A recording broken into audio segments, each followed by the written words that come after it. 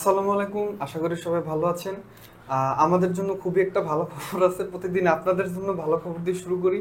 আজকে আমাদের জন্য একটা ভালো খবর, মানে আমরা স্যার শিগগিরই নিউটনের আত্মীয় স্বজন হতে যাচ্ছি। তো কিভাবে স্যার, মিস্টার আবির? স্যার এই ব্যাপারটা আপনি একটু পর বুঝিয়ে বলবেন আমাদেরকে।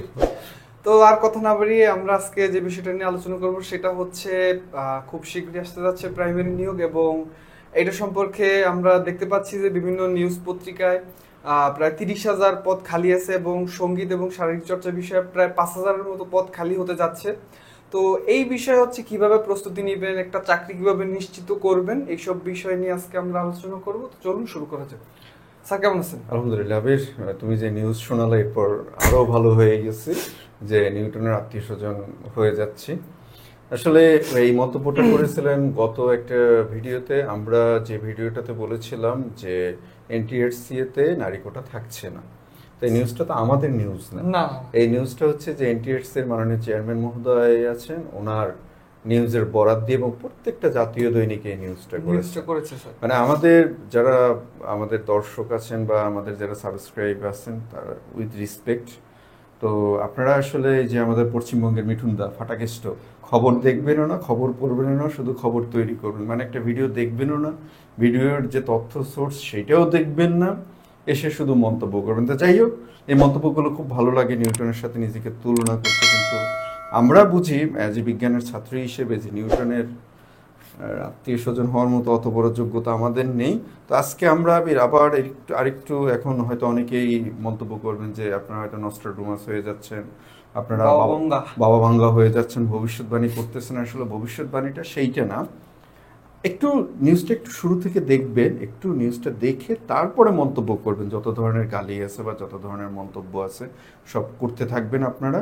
তো এই ফাঁকে একটু আমি আপনাদেরকে হিন্ট দিয়ে রাখি, যে নিউজটা, এটা হলো আমাদের আগে একটা ভিডিও করেছিলাম আমরা প্রাইমারি নিয়ে, ওইটার সিকোয়েন্স আমরা বলছিলাম যে ওইটার সিকোয়েন্স আমরা আরেকটা ভিডিও করব, পদ সংখ্যা কীরকম হতে পারে। তো 19 তারিখে প্রাথমিকের মাননীয় এবং মাননীয় প্রাথমিক এবং গণশিক্ষা উপদেষ্টা, তিনি তার একটা বক্তব্য দিয়ে আমরা করেছিলাম। তো 19 এপ্রিল ওই একই তারিখে প্রাথমিকের যে ডিজি মহোদয় আছেন, তিনি একটা অনুষ্ঠানে বেশ কিছু তথ্য দিয়েছেন, এবং ডেইলি স্টারে, খুব সম্ভবত ডেইলি স্টারের একটা নিউজ, এই তথ্যটা 30,000, এইখানে পদ কিন্তু আরো বাড়তে পারে। যেমন আমরা আমরা যেটা বলি সেটা হচ্ছে যে প্রাথমিকের ডিজি মহোদয় যেটা বলেছেন, তিনি 65,000 পদের কথা বলেছেন। Sounds really good. এবং সে 65,000 পদ কি, এটা আপনারা 19 তারিখের যে কোনো নিউজ, যে কোনো পত্রিকার একটা নিউজ দেখলেই আপনারা পাবেন। মানে আমাদেরকে একটু গালি দেন, আগে একটু নিউজটা দেখে তারপরে গালি দেন। তো এখন প্রাথমিকের মাননীয় ডিজি মহোদয় তিনি যেটা বলছেন যে সহকারী প্রধান শিক্ষকের পদটা এখনো সৃজন হয় না। যদি সহকারী প্রধান শিক্ষকের পদটা সৃজন হয়, তাহলে সেখানে প্রায় 65,000-এর মতো সহকারী প্রধান শিক্ষক নিয়োগ দেওয়া হবে। তো তার মানে কি, সহকারী শিক্ষকদের এই 65,000 পদ খালি হবে। আর একটা মামলা চলমান আছে বেশ কয়েক বছর যাবৎ, সেটা হচ্ছে মূলত যে 30,000-এর যেটা আসছে, সেটা হচ্ছে যে সহকারী শিক্ষক থেকে প্রধান শিক্ষকে পদোন্নতি, 30,000 পদের বিপরীতে একটা মামলা, সেই মামলাটার মানে শুনানি হওয়ার কথা আছে 26 তারিখ, আজকে 22 তারিখ। তো তার 22 তারিখ, এবং ডিজি মহোদয় আরেকটুকে স্পষ্ট করে বলেছেন যে 5,000 সঙ্গীত এবং শরীর চর্চা পদের কথা কথা বলেছেন। ঠিক আছে। তো তার মানে কি, তার মানে বিষয়টা মোটামুটি যেটা দাঁড়ালো, আবার আমরা আগের নিউজে বলেছিলাম যে তোমার ডিসেম্বরে প্রায় 8,000-এর মতো এমনিতেই পদ, 8,500-এর মতো এমনিতেই পদ খালি ছিল।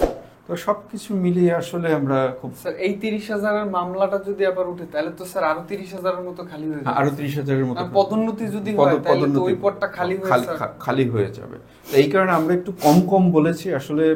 যেটা হচ্ছে যে যদি সবকিছু ঠিকঠাক থাকে, হয়তো বা খুব বিশাল বড় একটা নিয়োগ আসতে পারে। তো নিউজের সোর্সগুলো আমরা আর দিলাম না, আপনারা একটু কষ্ট করে দেখে নিয়েন, একটু এরপরে দেখে তারপরে গালাগালি করেন, না দেখে আবার গালাগালি স্যার। করেন। এই একটা প্রবাদ আছে না স্যার, আপনার যদি কেউ পথ চলায় এরকম বাধা হয়, তাহলে আপনি ঠিক পথে আছেন। সেটা অবশ্যই, কারণ আমরা তো এখন পর্যন্ত যে নিউজগুলো করেছি, বিশেষ করে প্রাইমারি তৃতীয় ধাপের নিউজ করতে গিয়ে অনেক গালি খেয়েছে, কিন্তু শেষ পর্যন্ত তো সেটাই হলো।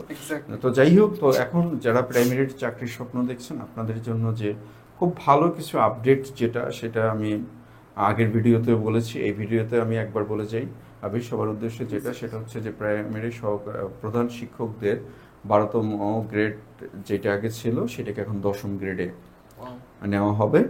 এবং সহকারী শিক্ষক এন্ট্রি পদ যেটা, সে এন্ট্রি পদটা আগে যেটা 12তম গ্রেডে ছিল এখনও সেটা আগে 14তম গ্রেডে ছিল, এখন সেটা 12তম গ্রেডে নিয়ে নেওয়া হবে এবং 4 বছর পরে তাদেরকে 11তম গ্রেডে নেওয়া হবে। এবং যেইটা বললাম যে 65,000 সহকারী প্রধান শিক্ষকের পদ সৃজন করা হবে এবং ডিজি মহোদয় এবং মাননীয় উপদেষ্টা মহোদয়ের বক্তব্য থেকে আমরা যেটা শুনলাম, এগুলো পদোন্নতির মাধ্যমে, অর্থাৎ সরাসরি বাইরে থেকে নিয়োগ দেবেন না, সরাসরি পদোন্নতির মাধ্যমে নিয়োগ দেবেন। তো তার মানে কি? তার মানে হচ্ছে যে প্রাইমারিতে আর এই সাথে যে 5,000 পদ আছে সরাসরি নিয়োগ, 5,000 সঙ্গীত এবং শরীরচর্চা, বিশাল বড় নিয়োগ আসতে যাচ্ছে। এখন প্রশ্নটা হলো সবশেষে যেটা, আপনি প্রস্তুত কি না পরিবর্তিত পরিস্থিতিতে? যেহেতু বিধি সংশোধিত হলে কোঠা থাকছে না, আবেদ কাকুরাও থাকছে না। তো সেই ক্ষেত্রে আবির যে কিভাবে প্রস্তুতি নিলে অন্তত এইটুকু বলা যাবে যে না, আমি পরিশ্রম করেছি, শেষ পর্যন্ত ভাগ্য আমার সাথে ছিল না। ধরো আমরা যদি ধরে নেই, ধরো এমনিতেই তো 8 5 13,000 এমনিতেই হয়ে যাচ্ছে, 30,000 না হোক, 8 5 13তে এমনিতেই হয়ে যাচ্ছে। আর যদি আগস্ট বা সেপ্টেম্বরের দিকে নিয়োগ যদি আসে, তো সেইখানে আরও প্রায় 7-8 হাজারের মতো পদ খালি হবে। তো সব মিলিয়ে এমনি 22-23,000, অর্থাৎ এই যে 30,000-এর যে মামলা আছে, সেই 30,000-এর মামলাটা যদি মানে সেটেলড নাও হয়, এমনিতেই 22-23,000-এর নিয়োগ চলে আসবে, মানে এমনিতেই। তো অনেক বড় নিয়োগ হতে পারে। তো সেক্ষেত্রে আবির কিভাবে প্রস্তুতি নিলে একজন প্রাইমারি শিক্ষার্থী তার চাকরিটা নিশ্চিত করতে পারবেন? এবং আমি তোমাকে আরেকটা বিষয় একটু স্পষ্ট করার জন্য বলবো, সেটা হচ্ছে যে নারীরা, অর্থাৎ তাদের যেহেতু কোঠাটা থাকছে না, সেক্ষেত্রে কিভাবে তারা প্রস্তুতি নেবেন? স্যার আপনাকে অনেক ধন্যবাদ। স্যার এই যে নিয়োগগুলো আসতেছে, এই নিয়োগে স্যার একটি গুছানো সিস্টেম্যাটিক প্রস্তুতি হতে পারে মানে নিশ্চিতভাবে চাকরি পাওয়ার একটা কারণ। তো অনেক শিক্ষার্থীরা স্যার দেখা গেছে পড়াশোনা শুরু করে দিয়েছে, আবার অনেক শিক্ষার্থীরা এমন আছে যারা একটা নিয়োগের অপেক্ষায় বসে থাকে। তো স্যার যারা আগে থেকে শুরু করে দিয়েছে, স্যার অনেক সিস্টেমেটিক ওয়েতে পড়ুক বা যেভাবেই পড়ুক, একজন টিচারের সহায়তা নিয়োগ বা নিজে নিজে গবেষণা করে পড়ুক, যেভাবেই পড়ুক, উনি আগাচ্ছেন। কিন্তু যিনি একটা নিয়োগের অপেক্ষায় বসে আছেন স্যার, তার প্রস্তুতি আর যিনি পরে প্রিপারেশন নিচ্ছেন তার প্রস্তুতি কি এক হবে স্যার? এক হবে না। আবির, এই ফাঁকে তোমায় আমি বলি যে মানে আমার ব্যক্তিগত অভিজ্ঞতাটা হলো যে প্রাইমারির চাকরিটা অনেক সময় বিসিএস এর থেকেও একটু আমার কাছে কঠিন। মিনি বিসিএস, কারণ আমি জীবনে একবার পরীক্ষা দিয়েছিলাম, একবারই চাকরি হয়েছিল। এর পরের বার আর মানে প্রাইমারিতে পরীক্ষা যেহেতু এটা করিই নেই, প্রাইমারিতে পরীক্ষা দেওয়ার প্রয়োজনও পড়ে নেই। তবে মানে আমার প্রাইমারি পরীক্ষাটাতে আমার একটা ভীতি কাজ করতো, কারণ প্রশ্ন প্যাটার্ন সবকিছু মিলিয়ে। আর এখন যেহেতু কোঠা নেই, তো এখন তোমার প্রস্তুতিটা যদি ঠিকভাবে যদি না হয়, তাহলে ওই যে যারা মানে চিন্তা করবে যে হ্যাঁ সার্কুলার দিলে আমরা যারা শুরু করব, তারা মনে হয় এই সার্কুলার, পরের সার্কুলার, তারপরের সার্কুলার, তাদের এইটাই করতে হবে। আরেকটা বিষয় কি স্যার, আপনি যে ব্যাপারটা বললেন যে প্রশ্ন প্যাটার্ন, রাইট? এই যে আপনি একটা গুছানো পরিকল্পিত প্রস্তুতি নেওয়ার যে কথাটা আমি বলেছি, সেটা হচ্ছে এই যে প্রশ্ন প্যাটার্ন বোঝার যে ব্যাপারটা। তো একটা স্টুডেন্ট যদি হচ্ছে নিজে থেকে প্রস্তুতি একা একা নিতে থাকে, উনি হয় অনেক মেধাবী, না হলে একটু কষ্ট করে প্রশ্ন প্যাটার্নটা বুঝতে হবে। এই প্রশ্ন প্যাটার্নটা বুঝতে গেলে স্যার 2-3 বছর এমনিতেই চলে যায়। এরপরে এই কাজগুলো স্যার এই বিভিন্ন কোচিং যেভাবেই যারা করুক, আমরা করি বা অন্য করুক, যে কোনো একজন সহায়তা নিলে দেখা গেছে যে 3 বছরের পরিশ্রম 6 মাসে চলে আসে। একদম স্যার, আমরা বলতেছি না যে আমাদের কোচিংই আপনার পড়তে হবে, আপনি যে কোনো কারো সহায়তা নিয়ে পড়ুন, যে কোনো এক্সপিরিয়েন্স একজন পার্সনের সহায়তা নিয়ে পড়ুন, সেটাই আপনার কাজে দেবে। তবে আপনি পড়ুন, আপনি শুরু করুন। আপনার স্বপ্ন যদি হয় একটা প্রাইমারি চাকরির, আপনার স্বপ্ন যদি হয় একটা এনটিআরসি এর জব পাওয়ার, আপনি শুরু করুন। একটা নিয়োগের অপেক্ষায় বসে থাকেন না ভাই। আপনি যদি নিয়োগের অপেক্ষায় বসে থাকেন, তাহলে দেখা গেছে অনেক প্রার্থী আছে ভাই, আপনি তাদের মেধার আশেপাশেও থাকবেন না। এখন আমি ওই যে একটা বলি না যে তোমার যে আমরা একটা কথা বলি যে মানে যে শেয়াল এবং খরগোশ এবং কচ্ছপের দৌড়ে কচ্ছপ জিতেছিল, কিন্তু বাস্তবতা সেইটা না। ওই মানে গল্পেই শুধু ওইটা মানায়। কচ্ছপরা জেতে, কিন্তু বাস্তবে খরগোশরাই জেতে, খরগোশরাই জেতে এবং জিতে আসবেই তারা। কারণ কি স্যার, আমরা যে খরগোশদের কথা বলতেছি স্যার, তারা কিন্তু এই যে চাকরির পরীক্ষা আসার আগে বিভিন্ন ভার্সিটি গুলাতে, ঢাকা ভার্সিটি বলেন, বড় বড় ভার্সিটি গুলা, ইউনিভার্সিটি গুলা, ওরা কিন্তু একটা বিসিএস পাস করে তারপরে ভার্সিটিতে চান্স পায়। ওয়ান কাইন্ড অফ ওটা একটা বিসিএস।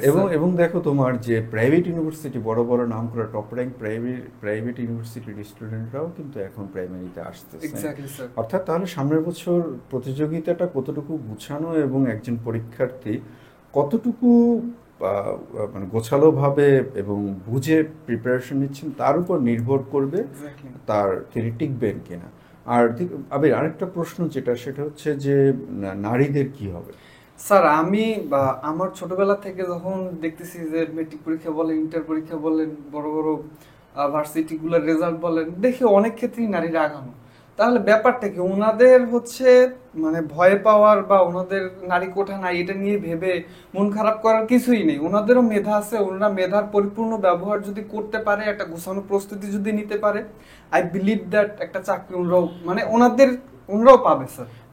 অবশ্যই এবং যারা যোগ্য তারা তো অবশ্যই পাবে। দুই একটা দুর্ঘটনা ছাড়া যোগ্যরাই তাদেরকে প্রমাণ করে গেছেন। এবং আমার কাছে মনে হয় যে নারীদের এখন নিজেদেরকে প্রমাণ করার সুযোগটা আরো বেশি। এবং নারীদের বেলায় যেটা যে আগের যে কোঠার যে ভয়াবহ 20 কোঠা ছিল, যেটা আমরা সেটা থেকে বেরিয়ে আসতেছি।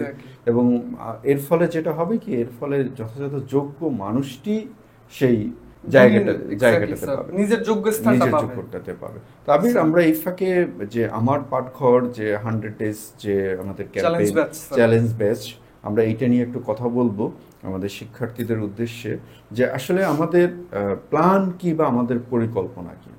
মানে যদি আমরা যদি একদম যে কমার্শিয়ালাইজেশনে না গিয়ে যদি বলি যে কোনো প্ল্যান নাই, কোনো পরিকল্পনা নাই আমাদের এরকম 2টা বই আছে। একটা বই হলো টপিক বেস বুক, আরেকটা বই হলো আমাদের প্র্যাকটিস পার্ট।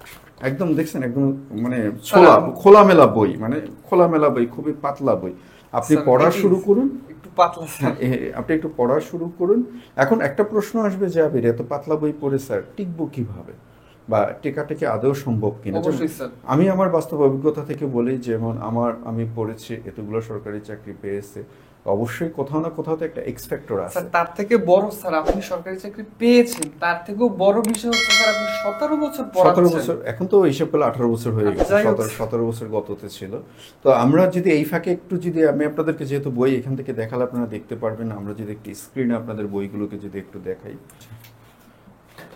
তো আমরা আমাদের এটা হচ্ছে একটু বাংলা টপিক যে পার্ট, সবগুলোতে একসাথে দেখানো সম্ভব না, একটা দেখলে আপনারা এই দেখেন ভাষারীতি এবং বিরাম চিহ্নের ব্যবহার একদম গুছানো। দেখেন আমরা কতটুকু নিয়েছি, যেটুকু আপনার দরকার পরীক্ষায় আসে ওটুকু নিয়েছি। স্যার একজন পরীক্ষার্থী তো স্যার আর পিএইচডি করবে না বাংলায়, পরীক্ষার জন্য যা প্রয়োজন, এর বাইরে তো আর কিছু দরকার নেই। এবং দেখো আমরা এখানে যে কাজটা করেছি এইটা নিয়ে, এই যে দেখো আমরা এখানে মাত্র একটা চ্যাপ্টারের অল্প কিছু কোশ্চেন রেখেছি। এটা রেখেছি কি কারণে প্রশ্ন করতে পারো। এটা রেখেছি এই কারণে যে আমরা যখন প্র্যাকটিসটা করব, ধরো আমাদের প্র্যাকটিস পার্টটা যদি একটু দেখাই, আমাদের এই যে প্র্যাকটিস পার্ট দেখা স্ক্রিনে দেখানো যাচ্ছে, এই যে আমরা সেট অন করেছি 50টা কোশ্চেনের সেট অন, আবার সেট টু 50টা কোশ্চেনের। এভাবে আমাদের প্রায় 17টা বা সেট আছে, যেখানে 850 বা 900 বা আরো 1700 বা 1800 কোশ্চেনের মতো আছে। এখন দেখো যে এই যে প্রশ্নগুলো আছে, এই প্রশ্নগুলো সব হাই ফ্রিকোয়েন্সি কোশ্চেন। এই কোশ্চেনগুলো স্যার এক তো আমাদের যে 2 লাখ কোশ্চেন ব্যাংক আছে সেখান থেকে বাছাই করা, আর দ্বিতীয়ত হচ্ছে স্যার এইবার কোশ্চেন প্যাটার্ন কি রকম হইতে পারে সেই অনুযায়ী সাজানো। এই যে ওয়ান কাইন্ড অফ স্যার আপনার এক্সপেরিয়েন্সটা ব্যবহার করে আমরা ঠিক রিস্ক বলবো না আমরা, কারণ আমরা মিলিয়ে দেখতে পারি। আমার এখানে যে 50টা সেট আছে, কেউ যদি স্ক্রিনশট নিয়ে যদি দেখতে চায়, সে যদি যদি করে, সে যে ধরো মানে র্যান্ডমলি বা ব্লাইন্ডলি সে যদি কোনো একটা প্রশ্ন যদি ধরে নিয়ে যদি দেখা যাবে যে 50টা প্রশ্ন থেকে অন্তত শুধু 50টা থেকে 4-5টা প্রশ্ন চলে এসেছে। Sounds really good. এবং এই প্রত্যেকটা প্রশ্ন আমার নিজের দেখা, এবং আমরা যেটা বলেছি যে গতানুগতিক বইয়ের মতো আমাদের সে মোড়ক নাই বা সে মোড়ক আমরা লাগাই আর গতানুগতিক বইয়ের মতো মুখস্থ করার কোনো ব্যাপার নেই। আপনি শুধু টপিকগুলো একবার দেখবেন, দেখে এসে প্র্যাকটিস করবেন। এই যে করার কোনো দরকার নেই। এই যে এভাবে দেখি, এরপরে যদি দেখি আমরা যদি ইংলিশটা একটু দেখি, ইংলিশটাই দেখো ঠিক সেম একই রকম ভাবে আমরা করেছি, একই রকম ভাবে আমাদের মুখস্থ করার কোনো দরকার নেই। কোশ্চেনগুলো আমরা ওভাবে সেট করে দিয়েছি এবং কোশ্চেনগুলোকে আমরা ওভাবে বাছাই করেছি, যার ফলে এর ফলে যেটা হবে, কেউ যদি টপিকটা যদি তার পড়া থাকে সে কিন্তু সরাসরি প্র্যাকটিস পার্টে চলে যেতে পারে। তো স্যার ওনার প্রিপারেশন অর্ধেক হয়ে গেছে। আর যদি টপিকে কারো যদি দুর্বলতা থাকে এই ছোট ছোট টপিকে, অর্থাৎ যেই প্রশ্নগুলো দুই একটা প্রশ্ন তো আসে যে প্রশ্নের উত্তর, যেমন আমি যে বিষয়ে এক্সপার্ট ওই প্রশ্নের উত্তর আমিও পারবো না, তো কেউই পারবে সেইটা নিয়ে আপনার দরকার নেই। কিন্তু যে প্রশ্নগুলো পরীক্ষায় আসে সেই প্রশ্নগুলো আপনি পারেন কিনা, সেই প্রশ্নগুলো আপনার আত্মস্থ আছে কি না। কারণ আপনি যে কোনো প্রশ্ন, কারণ আমি এটা চ্যালেঞ্জ দিয়ে বলতে পারবো, আপনাদের হাতে যখন বই যখন যাবে, আপনারা র্যান্ডম যে কোনো বই, সামনে যেটা পরীক্ষা আসবে, আমরা তো নস্ট্রাডামাস না, শুরুতে যার কথা বলছিলাম, সামনে পরীক্ষায় কি প্রশ্ন আসবে সেটা আমরা বলতে পারবো না, কিন্তু র্যান্ডমলি আপনি প্রিভিয়াস যে কোনো পরীক্ষার একটা প্রশ্ন মিলিয়ে দেখেন যে এখান থেকে অন্তত 70 থেকে 80% কমন আছে কিনা। এবং আমরা এটাও বিশ্বাস করি যে সামনের যে পরীক্ষাগুলো আসবে সেই পরীক্ষাগুলোতেও এইখান থেকে 70 থেকে 80% বা যারা নিয়মিত ক্লাস করবেন আমাদের সাথে তারা 80 বা 85% তারা কমন পাবেন। আর কি দরকার? আর তো কোনো কিছুর দরকার নেই। কারণ আমার কথা একটাই ভাই, আমি আপনাকে প্রথম দ্বিতীয় তৃতীয় বানাতে পারবো না। আমি চাই যদি 30,000 নিয়োগ হয় আপনি সেই 30,000তম হন, একটা চাকরি পান।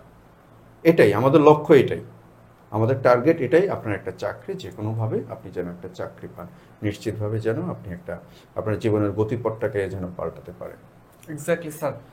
স্যার আপনাকে অসংখ্য ধন্যবাদ। আমাদের শেষ মেসেজ থাকবে আপনাদের উদ্দেশ্যে এইটাই যে আপনি মার্কেটে অনেক কোচিং আছে, অনেক বই আছে, ঠিক আছে, অনেক প্ল্যান আছে। তো আপনার উপর, আপনি যে কোনো এক জায়গা থেকে শুরু করুন, হয় আমাদের সাথে শুরু করতে পারেন, না আপনার পছন্দ মতো যেইটাই হয় আপনি শুরু করে দিন, যদি আপনার স্বপ্ন হয়ে থাকে একটা চাকরি পাওয়া ভাই। তো আশা করি ভালো থাকবেন। আল্লাহ হাফেজ।